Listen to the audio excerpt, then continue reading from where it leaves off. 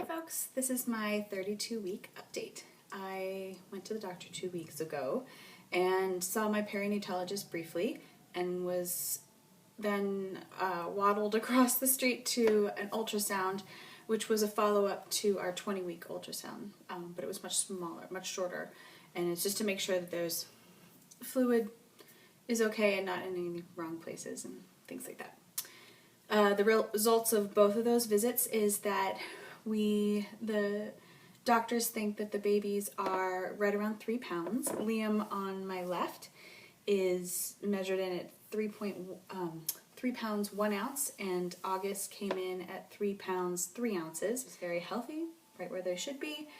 According to the perinatologist, my cervix is nice and long and thick, which, you know, every girl wants a nice, long, thick cervix.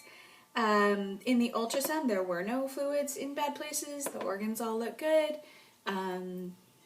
Yeah, things are right on track. The only thing was I'm taking iron supplements, which I was doing before. They're in my prenatal vitamin anyways, but because of the twins just sucking a little bit more out of me, it's important for me to be on a little bit more iron, which in the past has messed up with my digestion, but from some feedback I got from my mom and some friends, I am now doing 2 to 3 prunes every morning, plus a glass of Metamucil, and that seems to be really helping, actually. Let's see. The last thing that I kind of walked away from the doctor's visit was that Dr. Walton, our perinatologist, has asked us to start visualizing a delivery date of March 10th. And I'm assuming that means that's a day when he would be working. But basically that would put us at 38 weeks. Hopefully the babies will be nice and big and fat at that point, and no need for any NICU visits or anything. And he said to start, visualizing a vaginal birth with 2 babies with heads down. So Eric and I have had a song for a few weeks now. It goes, 38 weeks, 6 pounds and heads down. So that's our little song to the baby boys to inform them of what we would really like. But you know how children listen to their parents, right? Doctor's visit generally was really great, and we really like our doctor and feel really happy and safe there, taken care of. How I'm feeling, I feel pretty good. I'm very easily depleted. I try to eat regularly. I found that if I don't eat every 2.5 hours, I get really tired, and to the point where I'm emotionally really tired, and I get kind of a case of the SADS. So I keep a journal and I set a timer because I don't always remember to eat, but that way I do. And I just finished eating right now, and I remember thinking, like, when I was prepping my leftovers from last night's dinner, no way am I going to make me hungry. Like, I just ate. Like, I'm not feeling hungry. And then I put the plate in front of me, and I scarf it down. Yes, I am. I'm trying to keep it balanced. Lots of protein, calcium, veggies. Also get very easily depleted from walking and doing work around the house. I have to be, like, kind of quick and efficient with my time. When I walk around, or if I do too much around the house, my belly gets really sore and achy.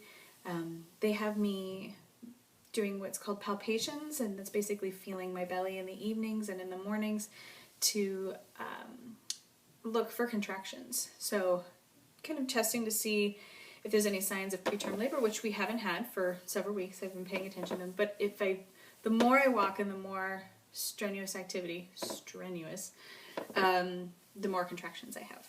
So I'm trying to take it easy more.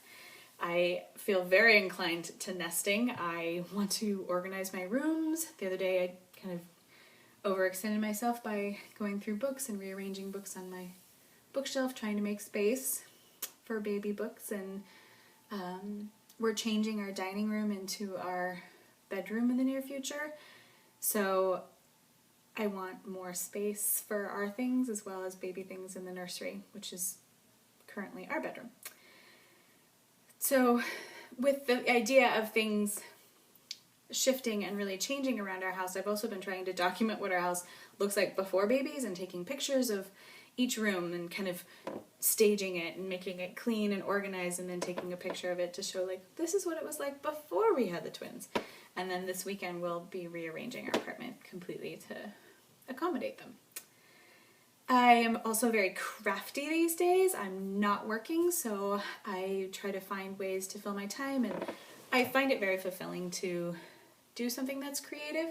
And one of my latest endeavors was making these pom-poms, which are going to be decorations both for our upcoming baby shower, but also with plans to put them in the nursery. So this is just a few of them, and we have quite a few others that I'll put in the hallway and hopefully put them in the nursery.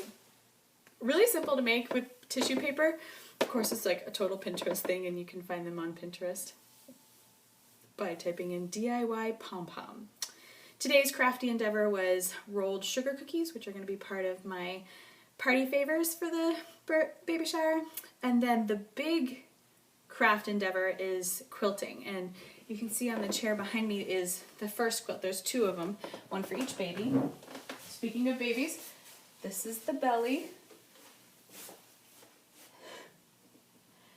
which the doctor said is more or less the size of someone who would be 41 weeks pregnant. And this is the quilt. And these are Japanese fabrics that my mom brought back from Japan that are left over from kimonos. And she went back to Japan. She's coming back soon. But I was left in charge of kind of putting them all together to make a quilt. And then I bought this really soft baby blanket material, which is really soft and squishy, and a really lovely batting, which isn't too thick, but just enough padding in there to, as my friend says today, this will be a good tummy time blanket. And I've started sleeping with it, just to give it kind of a mommy scent. Eric got a little jealous, and he says, I want to sleep with the blanket too. And I was like, well, you can sleep with it when I'm done making the second one. Let's see. I'm emotional about everything, particularly like crying at commercials, and things are just really sweet and lovely, and the world is full of magic and love. And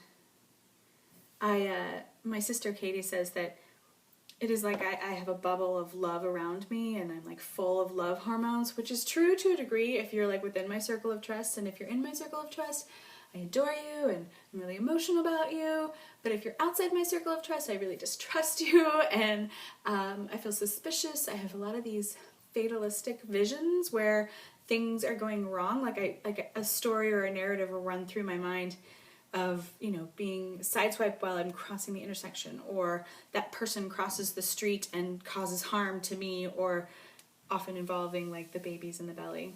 But I used to get a little panicky about those visions because they've been happening for a while and pretty regularly, but they are not predictive. They're not saying like this is the future that will be. They're just part of my crazy pregnancy brain, I think, being really protective. And I'm curious about them. They're interesting, but I just let them play out, and I don't put too much stock in them. My greatest challenge is resting.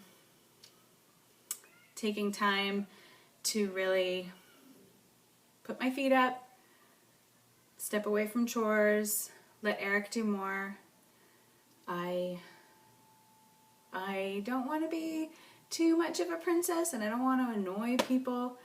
And I'm really grateful to be surrounded by people who remind me that I'm doing a lot already, that growing two babies in my belly is completely draining and exhausting. So I'm grateful and blessed to not only be surrounded by a community, a village of people who are kind and considerate and compassionate, but also to be feeling pretty good, to feel strong, to feel healthy. I don't have any varicose veins. My ankles still look pretty cute. Life is good. I'm blessed. And on that note, that's kind of my update for now, and we go in next week for another visit, and I'll have more to share then. All right, till next time.